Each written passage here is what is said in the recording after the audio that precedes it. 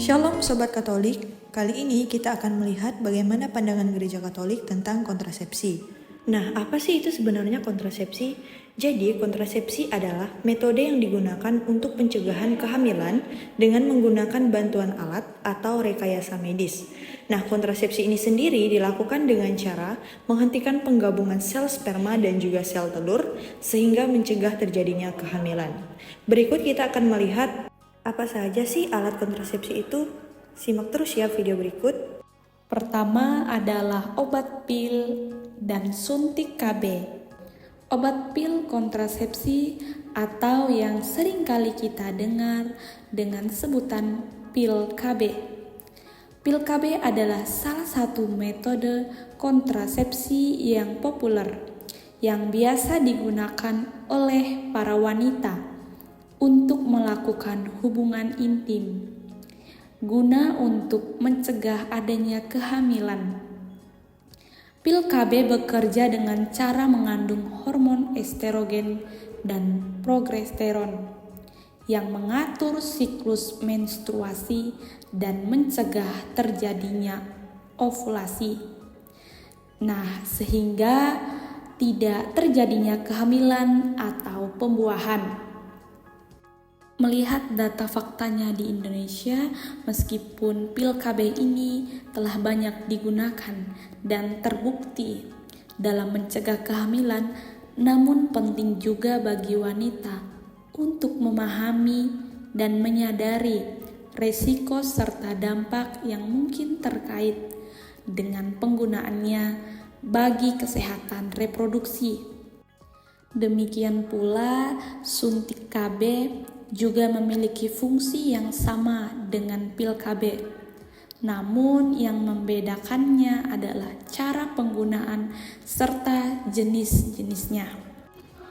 Suntik KB biasanya digunakan di bagian tubuh tertentu seperti bokong, lengan atas, bagian bawah perut, atau paha. Suntik KB memiliki dua jenis, yaitu suntik KB 1 bulan dan suntik KB 3 bulan. Yang kedua, kondom pria dan wanita. Kondom adalah alat kontrasepsi atau alat untuk mencegah kehamilan atau penularan penyakit kelamin pada saat bersenggama. Yang ketiga itu adalah IUD dan juga bisa disebut dengan KB spiral yang merupakan sebuah alat kontrasepsi berbahan plastik yang memiliki bentuk seperti huruf T dan dipasang di dalam rahim untuk mencegah kehamilan, bekerja dengan cara menghalangi sel-sel sperma untuk masuk ke dalam rahim. Dengan demikian, sel-sel sperma tidak dapat mencapai sel telur sehingga tidak terjadi pembuahan. IUD atau KB spiral ini digunakan dalam waktu yang cukup panjang, yaitu sekitar 3-10 tahun, sesuai dengan jenis KB spiral yang digunakan, yang terdiri dari dua jenis, yaitu yang pertama, KB spiral berlapis tembaga. KB spiral berlapis tembaga dapat digunakan sampai 10 tahun. KB spiral jenis ini bekerja dengan cara melepaskan unsur tembaga yang ada di rahim. Kandungan tembaga yang dilepaskan membuat sel-sel sperma tidak mencapai sel telur. Alat kontrasepsi ini dapat digunakan setelah 5 hari setelah berhubungan seksual. Yang kedua, KB spiral mengandung hormon. KB spiral mengandung hormon dapat digunakan dengan selang waktu 3-8 tahun. KB spiral jenis ini dilapisi hormon progestin yang bekerja dengan cara mengentalkan lendir serviks sehingga tidak mencapai sel telur. Nah, yang terakhir adalah spermisida. Spermisida adalah alat kontrasepsi yang mengandung bahan kimia yang digunakan untuk membunuh sperma. Jenis-jenis spermisida terbagi menjadi 3. Yang pertama itu ada aerosol atau busa, yang kedua itu tablet vagina, suppositoria atau dissolvable film. Lalu yang terakhir itu adalah krim. Cara kerja dari spermisida adalah sebagai berikut. Yang pertama itu menyebabkan sel selaput sel sperma pecah. Yang kedua memperlambat motilitas sperma. Yang ketiga menurunkan kemampuan pembuahan sel telur. Kelebihan spermisida.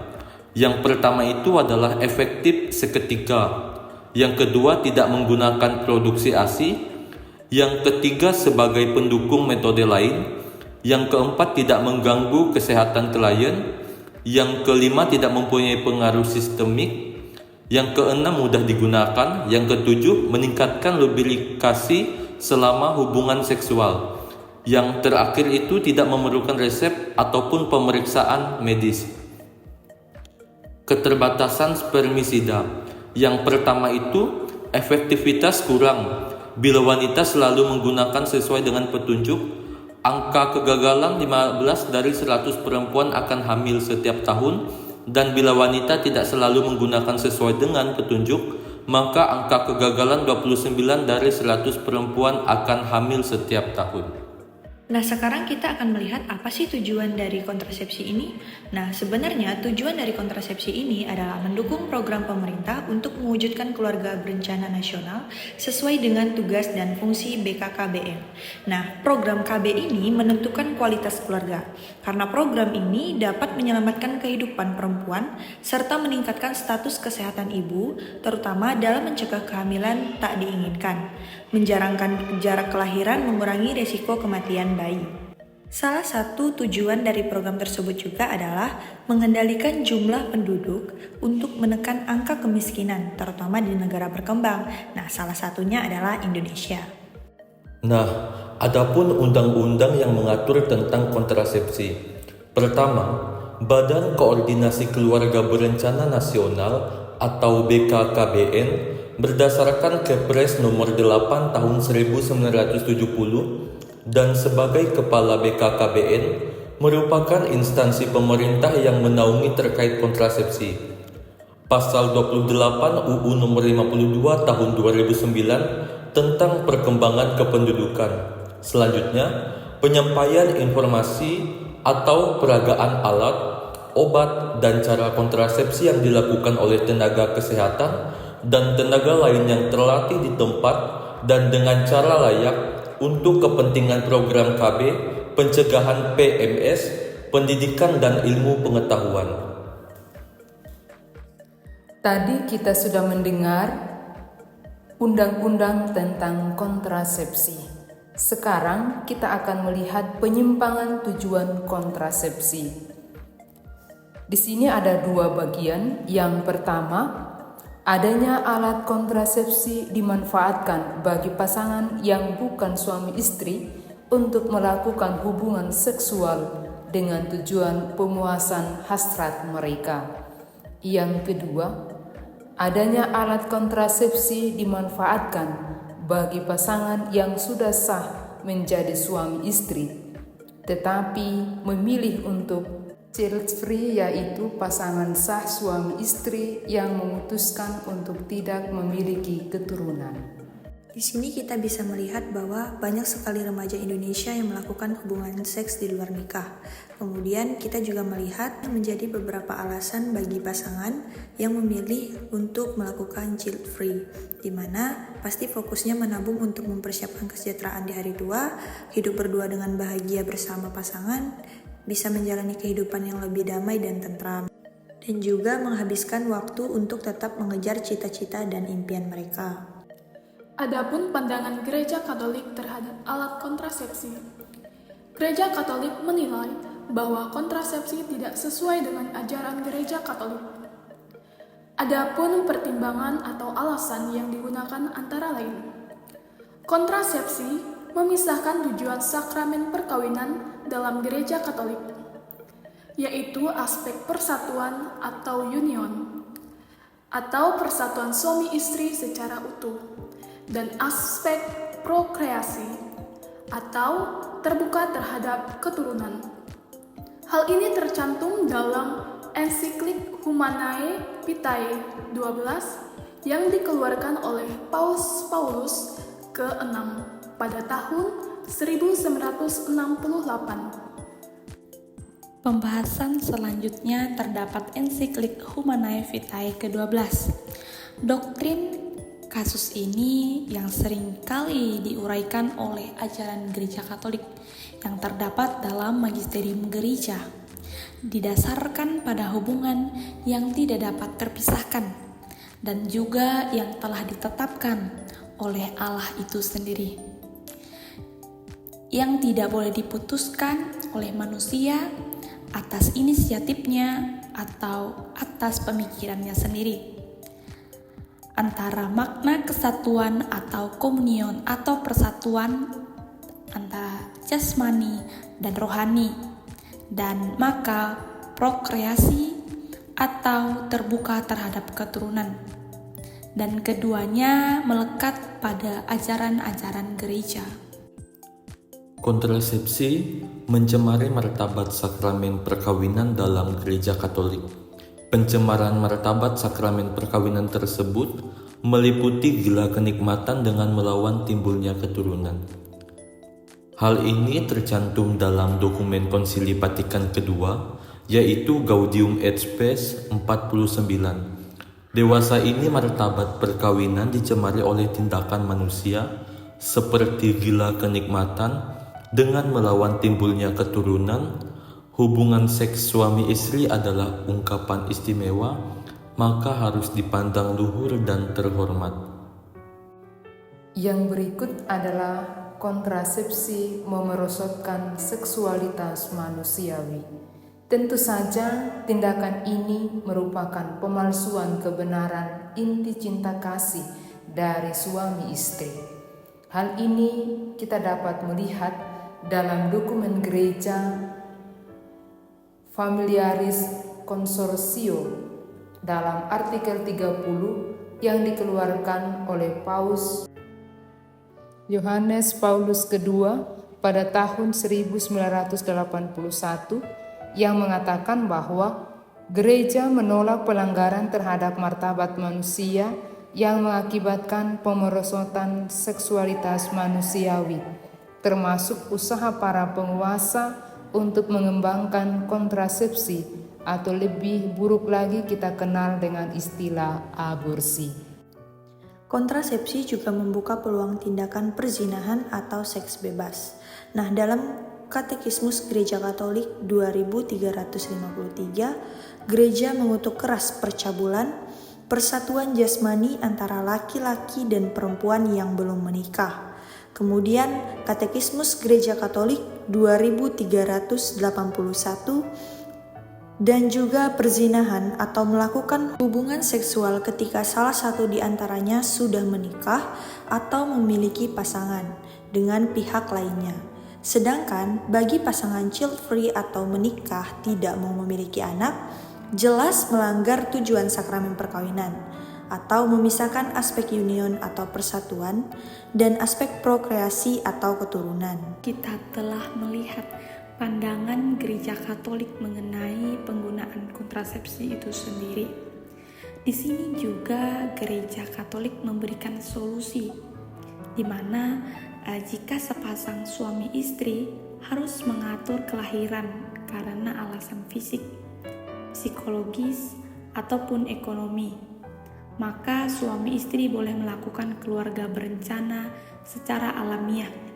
Jadi di sini dianjurkan bahwa sepasang suami istri tersebut boleh melakukan KB. Tentunya KB yang digunakan adalah KB alami dengan memperhatikan siklus kesuburan pada istri. Hal ini juga dapat dilakukan dengan cara berpantang melakukan hubungan suami istri pada masa subur.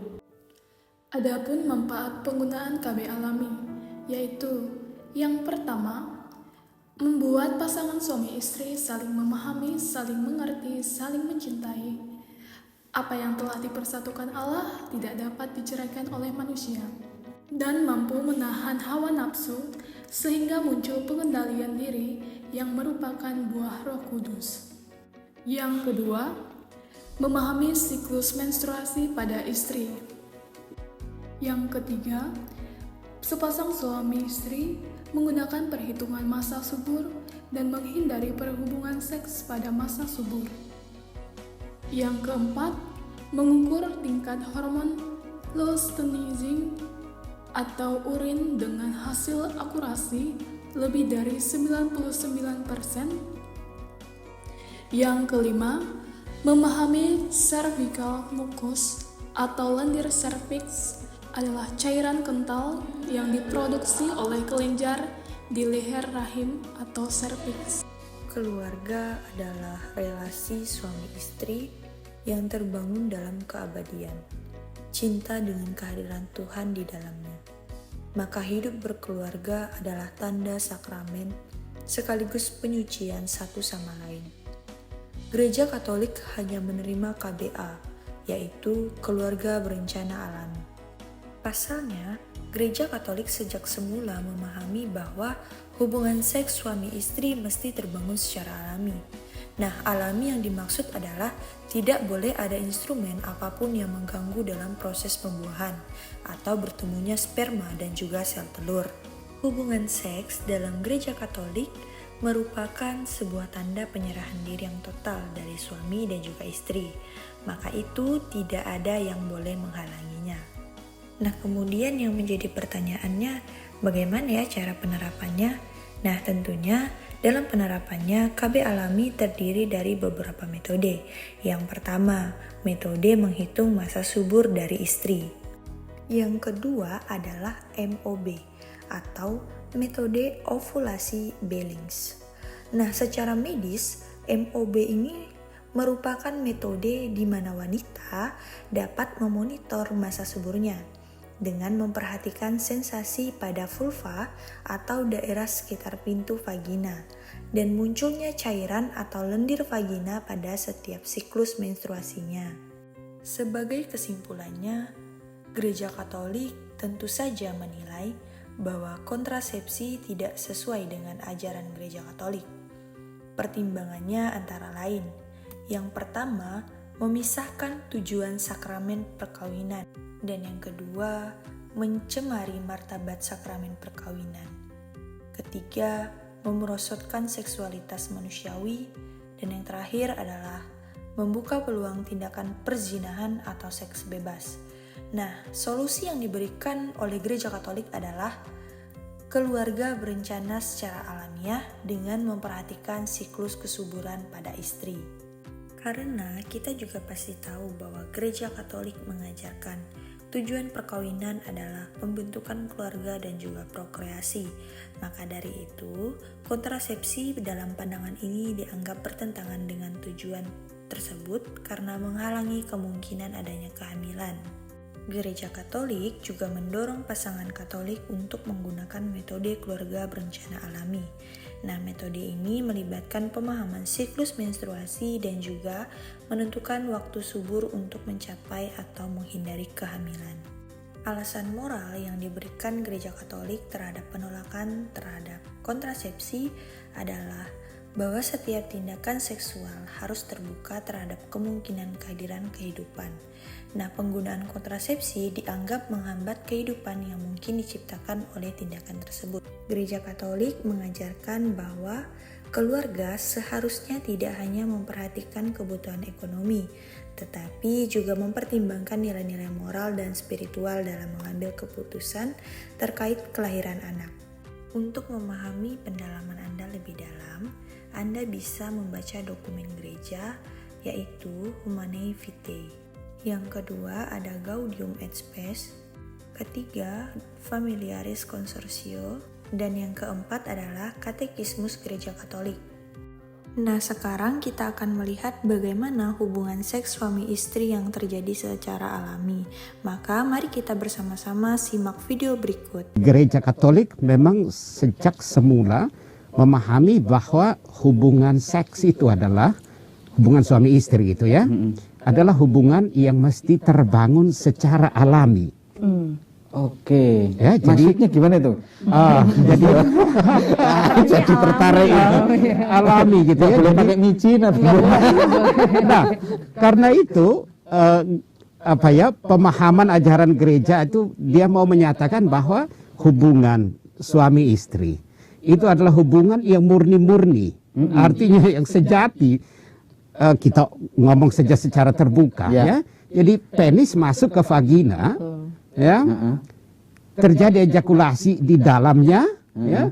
Terjadi penetrasi dan ejakulasi, dan itu tidak boleh ada instrumen apapun, tidak boleh ada zat apapun yang mengganggu ini. Jadi taruh misalnya kalau pakai kondom, itu berarti tidak alami, karena misalnya ya, lain gitu ya. Jadi penisnya sudah dibungkus, lalu berarti tidak alami, karena sudah ada intervensi instrumental di dalamnya. Jadi gereja memahami betul semuanya harus secara alami.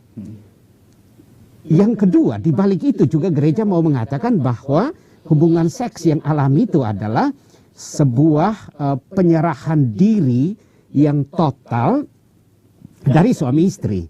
Jadi kalau ada halangan sedikit, lalu tidak boleh. Oke.